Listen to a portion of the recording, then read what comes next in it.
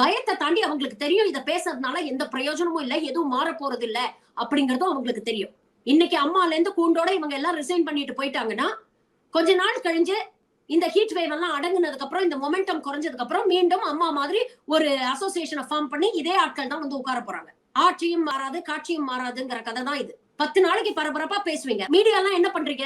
எந்த நடிகைக்கு எந்த நடிகர் பாலியல் தொல்லை கொடுத்தாரு அப்படிங்கறத எக்ஸ்போஸ் பண்றதுல தான் உங்களுக்கு ஆர்வம் இருக்கே தவிர, இப்படிப்பட்ட ஒரு பிரச்சனை இருக்கே, இதற்கு என்ன சொல்யூஷன் அப்படின்னு யார் பேசுறீங்க? எந்த மீடியால டிபேட் பண்றீங்க இல்ல டிஸ்கஸ் பண்றீங்க? எந்த நடிகர் பாலியல் தொல்லை கொடுத்தாரு? எந்த பெரிய மூத்த நடிகை என் மகளுக்கு இந்த மாதிரி நடந்தது? இவங்க கோடிட்டு காட்டுறது எந்த நடிகரை காட்டுறாங்க?